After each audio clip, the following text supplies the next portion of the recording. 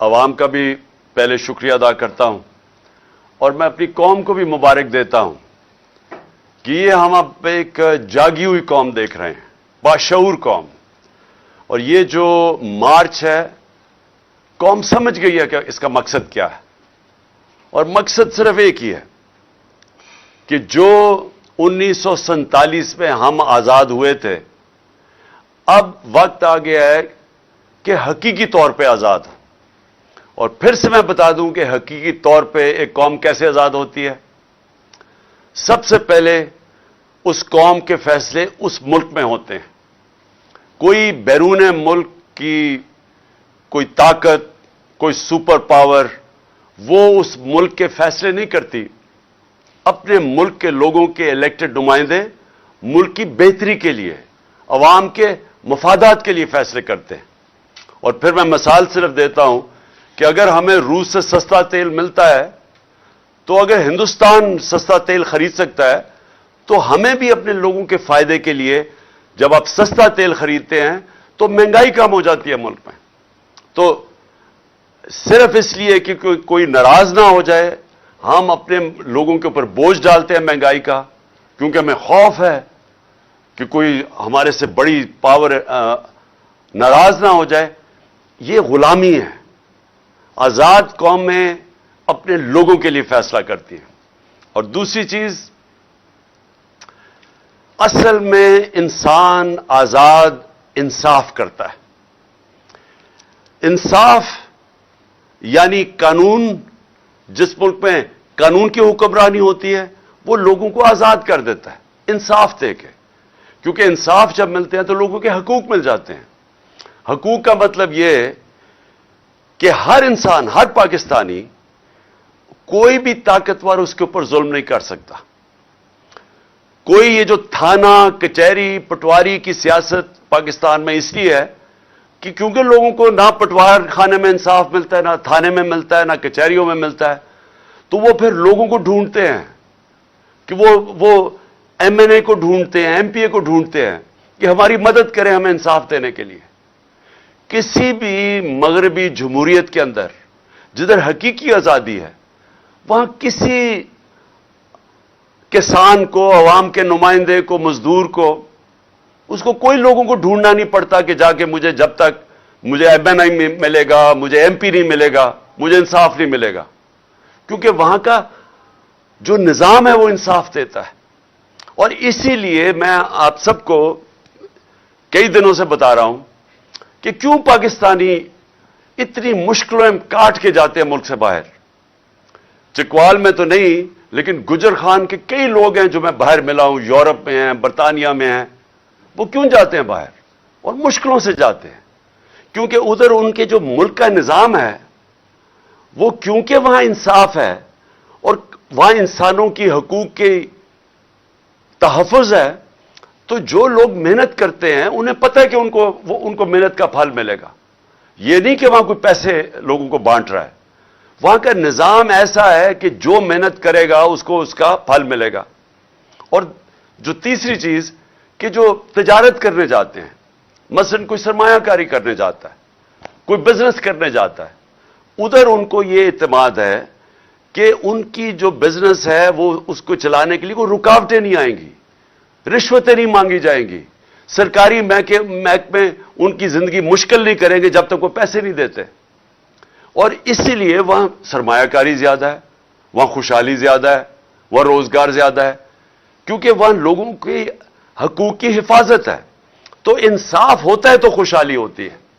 یہ آپ سب سمجھ جائیں کہ یہ جو ہماری حقیقی آزادی کی تحریک ہے، اس کا سب سے بڑا مقصد یہ لوگوں کو آزاد کرنا، انصاف دے کے، اور انصاف دے کے خوشحال کرنا، روزگار دینا. یعنی وہ ملک جدھر سرمایہ کاری شروع ہو، جدھر کارخانے لگیں، جدھر کسانوں کی مدد ہو.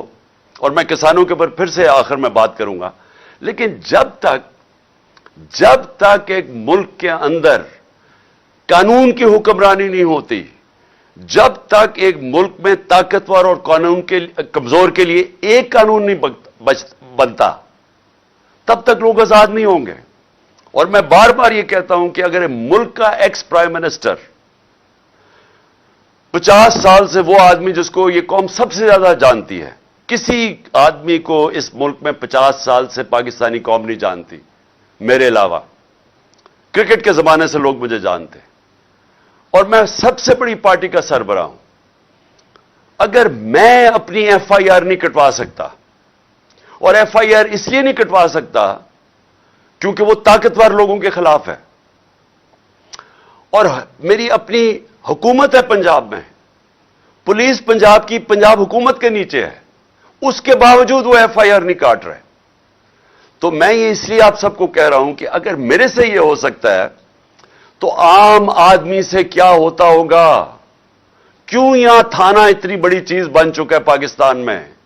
کیوں پالیٹکس کے اندر جب بھی ایم پی اے یا ایم این اے آتا ہے تو سب سے پہلے اپنا تھانے دار رکھوانے کی کوشش کرتا ہے؟ کیوں پہلے اپنے پولیس والے رکھوانے کی کوشش کرتے ہیں؟ کیوں باہر کے ملک میں ایسے نہیں ہوتا؟ کیوں یورپ اور برطانیہ میں ایسے نہیں ہے؟ کیونکہ وہاں ان کے نظام کے اندر انسان کوئی حقوق کی حفاظت ہے. جو قانون اور آئین اس کو حقوق دیتا ہے وہ انصاف کا نظام پروٹیکٹ کرتا ہے، اس کی تحفظ کرتا ہے. تو ہمارے لوگ اس لیے غلام بنے ہوئے ہیں، یہ نظام غلام بنا دیتا ہے لوگوں کو، اور اسی لیے لوگ مر مر کے جاتے ہیں یورپ. اور آپ کے رشتہ دار کتنے ہوں گے جو کہ محنت کرنے اور محنت کش لوگ آج باہر کے ملکوں میں کام کر رہے ہیں، اور وہ آپ کو پیسے بھیجتے ہیں. وہ پھر سے وہ یہ نہیں کہ لوگ پیسے وہ تقسیم کر رہے ہیں، وہ اس لیے کہ ان کا نظام اجازت دیتا ہے لوگوں کو پیسہ بنانے کے لیے، بزنس کرنے کے لیے. اپنی وہ کام دکانیں کریں گے، انہیں پتہ ہے دکانیں لگائیں گے، کارخانے لگائیں گے کہ ان کو تنگ نہیں کیا جائے گا محکموں سے، اس لیے وہ خوشحال ہیں. سو یہ میں جو دوسری میری آپ کی بات ہے کہ یہاں سرمایہ کاری بھی تب آئے گی، ملک اٹھے گا بھی تب جب ہم اس ملک کے اندر قانون کی حکمرانی ہوگی. سب سے بڑا ہمارا اثاثہ ہے بیرون ملک پاکستانی. اور یہ جو آپ گجر خان میں خاص طور پہ گجرات، یہ سارا جو بیلٹ ہے، اس سے بہت زیادہ لوگ وہاں باہر بیٹھے ہوئے ہیں.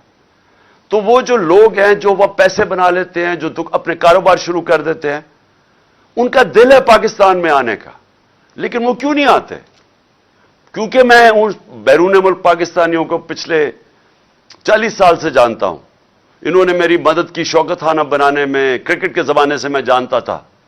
پھر تحریک انصاف کو یہ پیسے بھیجتے ہیں. تو کیوں میں جب بھی میں ان سے پوچھتا ہوں وہ کیوں نہیں پاکستان میں سرمایہ کاری کرتے؟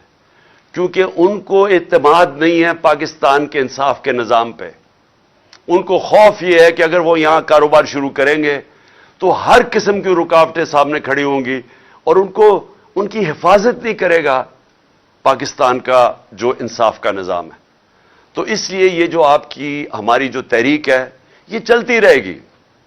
یہ انشاءاللہ الیکشنز بھی اناؤنس ہو جائیں پھر بھی یہ چلتی رہے گی جب تک اس ملک میں قانون کی حکمرانی نہیں آئے گی، اور جب تک کہ طاقتور اور کمزور ایک طرح قانون ان کو دیکھے گا. ایک ہی نظر سے کمزور اور طاقتور کو جب تک نہیں دیکھیں گے یہ ملک آزاد نہیں ہوگا، خوشحال نہیں ہوگا. اعظم سواتی ملک کا سینیٹر، صرف اس نے تنقید کر دی ایک ٹویٹ کے اندر. بابر ستار جو اسلام آباد ہائی کورٹ کا جج ہے، اس نے کہا ہے کہ ایک تنقید کے اوپر آپ ایک ٹویٹ کے اوپر کسی کو آپ غدار نہیں بنا سکتے. لیکن جو اس سے ہوا، بچوں کے، میں پھر سے کہتا ہوں کہ تصور کریں، آپ سب تصور کریں کہ آپ کے پوتا اور پوتی ہیں. چلے آپ پوتا پوتی نہیں، آپ کے بچے ہیں، 5، 8، 9 سال کے بچے. آپ تصور کریں کہ اس کے سامنے رات کے 3 بجے لوگ گھستے ہیں آپ کے گھر میں، کوئی وارنٹ نہیں ہوتی، اور بچوں کے سامنے آپ کو مارنا شروع کر دیتے ہیں، اور پھر آپ کو لے کے جاتے ہیں اور حوالے کرتے ہیں ایک اور ایجنسی کے جو نام لیا ہوا ہے اعظم سواتی نے کہ وہ کون ہے، فہیم اور فیصل. ان کی ایجنسی کے ان کو حوالے کر دیتے ہیں، اور وہ پھر ننگا کر کے اس پہ تشدد کرتے ہیں. ایک معتبر آدمی باہر سے پیسہ بناتا ہے، محنت کش آدمی جو باہر سے پیسہ پاکستان لے کے آتا ہے، ملک کا سینیٹر ہوتا ہے، اگر اس سے یہ کر سکتے ہیں پھر آپ سب سوچ لیں کہ یہ آپ سب سے یہ ہو سکتا ہے. اس لیے آپ کو سٹینڈ لینا چاہیے، کیونکہ جب ایک قوم حق اور سچ کے لیے ظلم کے خلاف کھڑی ہوتی ہے جو ہمارا دین ہمیں حکم کرتا ہے کہ ظلم اور ناانصافی کے سامنے کھڑا ہونا جہاد ہے. اللہ نے اس کو ایک عبادت کا درجہ دے دیا ہے کہ جب آپ رائے حق کے لیے اور انصاف کے لیے کھڑے ہوتے ہیں تو یہ عبادت میں شامل ہو جاتا ہے. اور اس میں اگر انسان اپنی جان کھوتا ہے تو وہ شہید کرایا جاتا ہے. جس طرح ارشد شریف شہید، اس نے رائے حق پہ کھڑے ہو کے دھمکیوں کے باوجود وہ کھڑا رہا، اس کے اوپر ملک سے بھی باہر جانا پڑا لیکن وہ ہٹا نہیں ہے حق اور سچ سے، اپنی جان دینی پڑ گئی، جان کی قربانی دی اس نے لیکن وہ ہٹا نہیں. تو ہم سب، ہماری قوم کے اوپر اب یہ لازم ہے کہ ہم اب ڈیمانڈ کریں کہ ان لوگوں کو انصاف ملے. ایک پاکستان کا نمبر 1 انویسٹیگیٹو صحافی جس کی ضمیر کی کوئی قیمت نہیں تھی، اس سے یہ ہوا ہے، ملک کے سینیٹر سے ہوا ہے، پاکستان کے ایکس پرائم منسٹر سے یہ ہوا ہے. ہمیں اگر انصاف نہیں ملے گا تو باقی کس کو ملے گا اس ملک میں انصاف؟ تو لہٰذا یہ مارچ جو ہے یہ ایک، ہم اس کو عبادت سمجھ کے کریں. یہ جہاد ہے، میں اس کو جہاد سمجھتا ہوں. مجھے یہ جس طرح انشاءاللہ میں ٹھیک ہوں گا، اور کل میں بتاؤں گا کہ انشاءاللہ میں پنڈی کب آؤں گا اور کس دن. میں چاہتا ہوں سارے پاکستان سے لوگ پنڈی آئیں اور اس میں شرکت کریں ہماری حقیقی آزادی کی مارچ میں. ساری قوم کو پتہ چلے کہ یہ پاکستانی قوم جاگی ہوئی ہے. یہ ظلم اب یہ نہیں برداشت کرے گی کہ جو طاقتور ہو وہ جو مرضی کر دے، وہ چوری کرے، ڈاکے مارے، پیسہ ملک سے باہر لے جائے، لندن کے بڑے بڑے محلوں میں وہ رہے، اس چوری کے پیسے میں جواب بھی نہ دے کہ پیسہ کدھر سے آیا ہے. ٹبر سارا باہر بیٹھ جائے اور وہاں بیٹھ کے پاکستان کے فیصلے کرے اور اپنے کیسز بھی معاف کروا لے. بچارے جیلوں کے اندر چھوٹے بچارے لوگ بھرے ہوئے ہیں، غریب لوگ بھرے ہوئے ہیں جیلوں میں. اور میں نے جو چند دن جیلوں میں گزارے، غریب لوگ تھے سارے وہاں. مجھے کوئی طاقتور ڈاکو وہ جیل میں نہیں نظر آیا، سب غریب لوگ تھے. اور وہ لوگ چوری کریں تو جیل میں. ایک جو میرا کمرہ صاف کرتا تھا، ایک قیدی، تو میں اسے پوچھا، میں نے کہا تم نے کیا جرم کیا ہے؟ اس کا جو جرم تھا زیادہ سے زیادہ اس کو 6 مہینے جیل میں گزارنے چاہیے تھے، کیونکہ وہ غریب آدمی ہے. وہ 6 سال جیل میں تھا کیونکہ پوچھنے والا کوئی نہیں عام آدمی کو. کئی دفعہ ایسا ہوا ہے کہ لوگ مر چکے ہیں، جیلوں میں مر چکے اور بعد میں پتہ چلا بے قصور ہیں، اور قصور ان کی غربت یا کمزوری ہے. تو ایک طرف وہ ہے اور ایک طرف اربوں روپے کا ڈاکہ مارو اور باقی ڈیل کرو، اور ڈیل کر کے این آر او لے لو، پہلے جنرل مشرف سے لے لو، اب اس دور میں لے لو، اور بیٹھ کے جناب پھر پاکستان کے فیصلے کرنے شروع کر دو. مجرم اس ملک کے فیصلے کر رہے ہیں. یہ جو نواز شریف بیٹھا ہوا ہے وہاں، سارے ملک کو داؤ پہ لگایا ہوا ہے. سارے ملک کو پتہ ہے کہ آج الیکشن کے علاوہ کوئی راستہ نہیں ہے پاکستان کا اس دلدل سے نکلنے کے لیے. اگر ہم اپنے معیشت کو مزید تباہی سے بچانا ہے، سب کو پتہ ہے کہ صرف ایک ہی راستہ ہے کہ ایک صاف اور شفاف الیکشن ہو، ایک مضبوط حکومت آئے جو آئے 5 سال کے لیے، اور اس کے بعد ہماری جو معیشت ہے وہ پھر اٹھے گی. کیونکہ لوگوں کو اس وقت اعتماد ہوگا کہ ہم آج پیسہ لگائیں گے تو ہمارا پیسہ 5 سال تک کم از کم ایک حکومت ہے. آج نواز شریف الیکشن کروا نہیں رہا ایک وجہ سے، ملک کی نہیں وہ اس کو فکر، اس کا تو پیسہ ہی باہر پڑا ہے. وہ تو ہمیشہ جب مشکل آتی ہے باہر بھاگ جاتا ہے، لیکن اس لیے نہیں فیصلہ کر رہا کہ اگر وہ الیکشن کروائے گا وہ پٹ جائے گا، اگر وہ الیکشن کروائے گا وہ ہار جائے گا، اس لیے نہیں کروا رہا. اپنی ذات کے لیے اس ملک کو یہ داؤ پہ لگا رہا ہے. اور اس کو پھر سے میں کہتا ہوں کہ جو آدمی کا جینا مرنا پاکستان میں نہیں ہے، جس کا سارا بچے باہر برطانیہ پاسپورٹ لے کے بیٹھے ہوئے ہیں، وہ بیٹا 10 ارب کے گھر میں رہتا ہے 4 محلوں کے اندر جو مریم کے نام پہ ہیں، وہ بتا نہیں سکتے پیسہ کدھر سے آیا. تو وہ لوگ، اب مجھے بتائیں وہ آدمی پاکستان کا فیصلہ کر سکتا ہے؟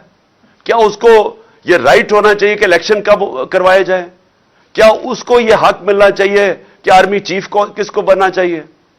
یہ وہ نواز شریف تھا جس نے اپنی کتاب میں جنرل آصف نواز کے بھائی نے لکھا ہے کہ 92 کے اندر جب یہ پرائم منسٹر تھا، مری کے گورنر ہاؤس کے اندر اس نے BMW کی رشوت دینے کی کوشش کی جنرل آصف نواز کو، جو اس نے مسترد کر دی۔ یہ کیوں اس نے کیا؟ باقی ان لوگوں کو کیوں نہیں ضرورت کہ ہم اپنے آرمی چیف رکھوائیں یا ہم ان کو رشوت دینے کی کوشش کریں آرمی چیف کو؟ کیونکہ ہم نے اپنی کوئی چوری نہیں بچانی۔ مجھے کوئی خطرہ نہیں ہے کہ میں نے کوئی غیر قانونی چیزیں کی ہوئی ہیں، مجھے کوئی خطرہ نہیں ہے میری کرپشن کیسز کے اوپر۔ اس کو خطرہ ہے، اربوں روپے کی چوری اس نے کی ہوئی ہے، 30 سال سے یہ کر رہا ہے، اربوں ڈالر اس کے باہر پڑے ہوئے ہیں۔ اس کو پتہ ہے کہ یہ ڈرا یہ ہوا ہے کہ اگر عمران خان آ گیا تو شاید پھر میرا احتساب شروع ہو جائے گا، اس لیے وہ آرمی چیف، میں یہ نہیں کہتا کہ آرمی چیف جو بھی بنائے گا وہ یہ کرے گا یا نہیں، کیونکہ عموماً یہ آرمی چیف بناتا ہے، اسی سے لڑائی ہو جاتی ہے پھر اس کی، کیونکہ وہ آرمی چیف تو ایک پروفیشنل آرمی کا سربراہ ہے۔ یہ جو اسے چاہتا ہے پنجاب پولیس کا آئی جی کی طرح بنانا، وہ بن نہیں سکتا۔ تو یہ اس نے آرمی چیف سے، میں آج آپ کو کہہ رہا ہوں، یہ کہے گا کہ پہلے تو عمران خان کو کسی نہ کسی طرح فارغ کرو، کسی طرح بھی، تاکہ وہ الیکشن نہ لڑے، کیونکہ اس نے کبھی بھی، اس کو پتہ ہی نہیں ہے کہ نیوٹرل امپائر کے ساتھ میچ کیسے کھیلتے ہیں۔ یہ جب خانہ کے اندر بھی میں بار بار کہہ چکا ہوں، اپنے امپائر کھڑے کر کے میچ کھیلتا تھا۔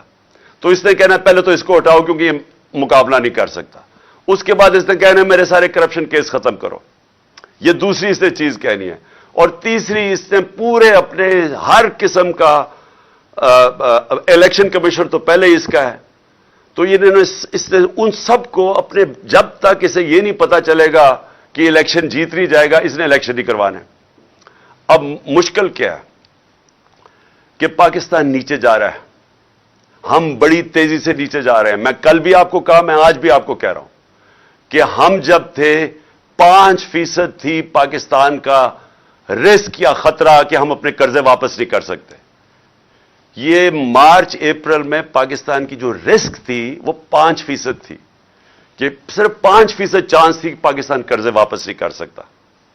آج 80% ہے، آج 80% چانس ہے۔ اور یہ کون فیصلہ کر رہے ہیں؟ باہر کی دنیا فیصلہ کر رہی ہے، یہ باہر کے فائنانس مارکیٹس فیصلہ کر رہی ہیں، یہ ہم نہیں کر رہے۔ باہر جو فائنانس کی دنیا بیٹھی ہوئی ہے وہ اب یہ کہتی ہے کہ 80% چانس ہے پاکستان قرضے واپس نہیں کر سکتا۔ یہ سمجھ جائیں کہ اس کا مطلب کیا ہے، اور میں کل بھی بتایا، میں آج بھی بتا رہا ہوں، اس کا مطلب یہ ہے کہ کوئی باہر سے سرمایہ کاری نہیں کرے گا پاکستان میں، کوئی باہر سے انویسٹمنٹ نہیں لے کے آئے گا پاکستان میں، اور کوئی باہر سے کمرشل بینک پاکستان کو قرضے نہیں دے گا۔ تو کیسے اب پاکستان کا جو ڈالر گیپ ہے، یعنی ہمارے پاس خسارہ ہے بہت بڑا، ہم کیسے یہ پورا کریں گے؟ کیسے اپنی قرضوں کی قسطیں دیں گے؟ اور اگر ہم یہ نہیں دے سکتے تو آگے جو آج حالات ہے نا، آج ان کے دور میں 50 سال میں سب سے زیادہ مہنگائی ہوئی ہے، ہمارے اور ان کے دور میں مہنگائی دگنی ہو گئی ہے۔ لیکن جو تب اگر آپ پاکستان خدا نہ خواستہ اپنے قرضے واپس نہ کر سکا، تو وہ یہ آپ سوچ ہی نہیں سکتے کہ یہ کدھر جائے گا، روپیہ کتنا گرے گا، مہنگائی کتنی ہوگی، بے روزگاری کیا ہوگی، پاکستان کے حالات کیا ہوں گے، کیا وہ کوئی کنٹرول بھی کر سکے گا؟ اور یہ سارے کو، جو بھی اکانومسٹ ہے پاکستان میں، جو ماہرین ہیں معیشت کے، سب کو پتہ ہی ہے۔ لیکن وہ آدمی جو لندن بیٹھا ہوا ہے وہ نہیں کروائے گا الیکشن، کیونکہ وہ اپنی ذات کے لیے اس کو پڑا ہوا ہے۔ اور اس لیے میں آج یہ آپ سب کے سامنے یہ آج کہنا چاہتا ہوں کہ ہمارے ملک، یہ جو ہماری مارچ ہے، یہ الیکشن اس لیے چاہ رہی ہے کہ یہ آدمی جس کا کوئی سٹیک پاکستان میں نہیں ہے، یہ اس ملک کو تباہی کی طرف لے کے جا رہا ہے اپنی ذات کے لیے۔ اور اسی لیے بہت ضروری ہے کہ جب میں انشاءاللہ کل کے دن، میں آپ کو دن بتاؤں گا کس دن آپ نے پنڈی پہنچنا ہے، میں سمجھتا ہوں سارے پاکستانیوں کو اس طرف آنا چاہیے۔ اور میں ایک اور چیز پہ آج بات کرنا چاہتا تھا، 6 ہمارے پولیس والے کل شہید ہوئے ہیں دہشت گردی میں، اور ہم دیکھ رہے ہیں کہ جب سے یہ حکومت آئی ہے دہشت گردی بڑھنی شروع ہو گئی ہے۔ ہم یہ دیکھ رہے ہیں کہ افغانستان میں جب وہ حکومت آئی ہے، ہمارے زمانے میں تو وہ حکومت تھی افغانستان میں جو کہ ہمارے خلاف تھی، پرو ہندوستان تھی. آج وہ حکومت آئی ہے طالبان کی جو کہ پاکستان کے خلاف نہیں ہے، اور ان سے ہمارے تعلقات اچھے ہو سکتے ہیں کہ ہم جو پہلے افغانستان سے دہشت گردی آتی تھی، اس حکومت کے ہوتے ہوئے ہمیں اصولاً تو ہمیں اب افغانستان سے دہشت گردی آنی نہیں چاہیے. لیکن ہوا کیا ہے، جب سے یہ آئے ہیں پاکستان، پہلے تو سوات کے اندر ہم نے دیکھا کہ وہاں ایک پبلک سڑکوں پہ نکلائی، ان کو خوف آنا شروع ہو گیا کہ پھر وہ پرانے زمانے کی طرح وہاں حالات بگڑ رہے ہیں، اور پھر ہم دیکھنا شروع ہو گئے کہ دہشت گردی بڑھنی شروع ہو گئی ہے. اور اس حکومت کو پاس یہ سوچ ہی نہیں ہے، ان کے پاس ٹائم ہی نہیں ہے ان چیزوں کا سوچنا. نہ یہ معیشت کو سوچ سکتے ہیں، وہ تباہ ہو رہی ہے، نہ یہ سوچ سکتے ہیں کہ ملک کی سیکیورٹی کو کیا کرنا ہے، نہ ان کی فورن پالیسی کا پتہ ہے کیا کرنا ہے. صرف مقصد ہے کہ ہمارے کرپشن کیسز ختم ہو اور کسی طرح تحریک انصاف کو ختم کیا جائے. یہ صرف ان کی پرائیورٹی ہے. تو آج یہ لمحہ فکر ہے ہم سب کے لیے، اور خاص طور پہ پختونخوا جدھر انہوں نے لوگوں نے بڑی قربانی دی. یہ جو ساری امریکہ کی جنگ میں ہم جب شامل ہوئے، سب سے تباہی قبائلی علاقے میں آئی. تو آج ہم سب کو سوچنا چاہیے کہ یہ جو بڑھتی جا رہی ہے چیز، اس کے اوپر یہ گورنمنٹ کیا کر رہی ہے. اور یہ بھی ایک وجہ ہے کہ جلدی سے یہ ان کو جانا چاہیے اور الیکشن ہونا چاہیے، تاکہ ابھی سے ہم اس کے اوپر کنٹرول کریں کہ یہ اور ہی ہمارے ہاتھ سے نہ نکل جائے. اور میں صرف ایک اپنے کسانوں کی طرف سے، کیونکہ اس وقت جو کسانوں کا حال ہو رہا ہے اور جو ہونے جا رہا ہے، میں نے کل بھی اس کے اوپر بات کی تھی کہ جس طرح کے حالات کسانوں کے لیے ہیں، مجھے خوف یہ آ رہا ہے کہ ہمارا تو جو 19% جی ڈی پی ہے وہ کسانوں کی طرف، یعنی زراعت سے آتا ہے. ہمارے 2.5 کروڑ لوگ زراعت کے اندر ان کو روزگار ملا ہوا ہے. تو جب ہمارے دور میں 2600 ارب روپیہ 2600 ارب روپیہ ہمارے دور میں، کیونکہ قیمتیں کسانوں کو اچھی ملی تھی، وہ کسانوں کے ہاتھوں میں آیا تھا، جس کی وجہ سے ریکارڈ ٹریکٹر بکے، ریکارڈ موٹر سائیکل بکے، جس کی وجہ سے ایک پوری ملک کی اکانومی اٹھی. 4 فصلیں ریکارڈ ہوئی. وہ کیوں ہوئی؟ میں ذرا صرف آپ کو بتا دوں کہ کیوں یہ کسانوں کے اتنے اچھے حالات تھے. اس کی وجہ یہ تھی کہ ہم نے جو پورا اپنا پلان بنایا کہ ہم نے کسانوں کی مدد کیسے کرنی ہے، ہم نے پہلے تو فصلوں کی قیمت دلوائی، ان کو گنے کی پوری قیمت دلوائی. پہلے تو گنے کی جو قیمت سپورٹ پرائس تھا، بھی اس سے بھی کم پیسے ملتے تھے، کٹوتی ہوتی تھی. ہم نے پوری قیمت دلوائی. کبھی کسانوں کو گنے کی اتنی قیمت نہیں ملی جتنی ہمارے دور پہ. باقی فصلوں کی، گندم کی، ساروں کی ہم نے ان کو قیمت دلوائی. دوسرا، ہم نے جو بجلی ہم نے دی وہ 8.5 روپے یونٹ ٹیوب ویل کے اوپر دی. 8.5 روپے یونٹ. آج وہ بجلی ہے 22 سے 24 روپے یونٹ. تو کسانوں کو میں ذرا بتا رہا ہوں کہ ہم نے کیسے ان کی مدد کی، جس کی وجہ سے ریکارڈ پیداوار ہمارے ٹائم پہ ہوئی. ہمارے زمانے میں ہم نے جو ڈی اے پی کا جو کھاد ہے، اس کو ہم نے 1500 روپے پہ رکھا، ہم نے سبسڈائز کیا. ہم نے جو چون جو کسان استعمال کرتا ہے مشینیں، چون کے اوپر سبسڈی دی ہم نے. اور ہم نے پھر جو کسانوں جو گنے والے کسان تھے، ہم نے ٹائم پہ، ہم نے 10 نومبر کے اوپر ان کی کرشنگ سیزن شروع کروایا. ہم نے ملوں کے اوپر فائن کیا کہ اگر آپ نے 10 نومبر نہ کیا ہم فائن کریں گے. اور ہم نے قیمت دلوائی. تو آج کیا ہو رہا ہے، آپ ذرا تماشا دیکھیں اب کیا ہو رہا ہے. کوئی سبسڈی نہیں ہے اب کھادوں کے اوپر، کوئی بیج کے اوپر، پیسٹیسائڈز پہ اب کوئی سبسڈی ختم کر دیا کسانوں کے لیے. تو ان کے خرچے اور بڑھ گئے ہیں. بجلی میں نے بتایا کہ 22 سے 24 روپے یونٹ پہ پہنچ گئی ہے. کسانوں کو جو ہم نے قرضے دینے شروع کیے تھے، یا سود کے بغیر غریب کسانوں کو یا سستے، وہ سارا ان کے اوپر پوری کوئی سبسڈی نہیں ہے قرضوں پہ. اور جو 1800 ارب روپے کا شہباز شریف نے پیکج دیا ہے، ذرا کسانوں سے پوچھیں کہ وہ سوائے اشتہاروں کے اندر، کیونکہ شہباز شریف کی جو ڈیولپمنٹ ہے وہ صرف اشتہاروں میں ہوتی ہے، ان سے پوچھیں کہ یہ 1800 ارب روپیہ کدھر گیا ہے, پوچھیں کسانوں سے. اور میں آج اپنی پنجاب کی حکومت کو بھی کہنا چاہتا ہوں کہ دیکھیں, میں نے بڑی ڈسٹربنگ ایک چیز پڑھی ہے کہ اب یہ جو شوگر ملز ہیں انہوں نے کہا کہ وہ جنوری میں جا کے شوگر کرشنگ کریں گی. یعنی جنوری میں اگر شوگر ملز جا کے کرشنگ کریں گی, اور انہوں نے کہا کہ اگر ہم ایکسپورٹ نہ کرنے دی تو ہم جنوری میں کرشنگ کریں گے, یہ کسانوں کا معاشی قتل ہونے جا رہا ہے. پہلے تو وہ گنے کا اس کا جو وزن ہے وہ کم ہو جائے گا, اس کو قیمت کم ملے گی. دوسرا جو سب سے خوفناک چیز ہے کہ اگر وہ کاٹے گا نہیں اپنی فصل گنے کی, تو اس نے تو گندم کے لیے کھیت تیار کرنے ہیں, تو وہ تو دیر ہو جائے گی اس کو گندم بیجنے کے لیے. تو اس سے تو آگے ہمیں اور مزید نقصان ہونے جا رہا ہے. آگے ہی ہماری گندم کا تقریباً 20 لاکھ ٹن کم ہے, تو یہ تو اور مزید نقصان ہوگا. تو میں کہوں گا پنجاب کی گورنمنٹ کو اور باقی فیڈرل گورنمنٹ کو بھی کہ فوری طور پہ سپورٹ پرائس اناؤنس کریں گنے کا, اور فوری طور پہ کرشنگ شروع کریں. ہماری کرشنگ شروع ہو گئی تھی جب ہماری گورنمنٹ تھی 10 تک. آخر میں آپ کو صرف یہ بات کہنا چاہتا ہوں کہ میں اپنا پرسوں انشاءاللہ میں کل اناؤنس کروں گا میں اپنی لانگ مارچ کس دن پہنچے گی اسلام آباد. میں وہ کل دن اناؤنس کروں گا. میں نے اپنے ڈاکٹر سے بھی کل میری ملاقات ہے, وہ بھی میری ٹانگ دیکھ لیں گے. اس کے مطابق میں انشاءاللہ کوئی اگلے ہفتے کا دن دوں گا آپ کو. میں پھر ساروں کو کہنا چاہتا ہوں کہ ہماری جو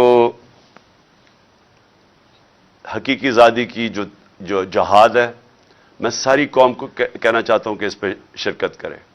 میں صرف ایک چیز سے ختم کرتا ہوں کہ یہ اس طرح کے آج حالات میں نے مارشل لاء مشرف کے مارشل لاء میں نہیں دیکھے. خاص طور پہ جو صحافیوں کے اوپر پریشر ہے, جو میرے اوپر FIR, ہمارے لوگوں پہ, یہ کبھی ایسے نہیں تھا. یہ صرف ڈرانے دھمکانے کے لیے. میں آج بولڈ ٹی وی والے شعیب شیخ کو, انہوں نے اس کی زندگی کو خطرہ اب ہو گیا ہے. پہلے اس کو تھا ارشد شریف کو, آج شعیب شیخ کا مجھے پیغام آیا, اس کو دھمکیاں دے رہے ہیں کہ اس کو ماریں گے. اس صرف کہ بولڈ ٹی وی ہمیں اٹھا رہا ہے.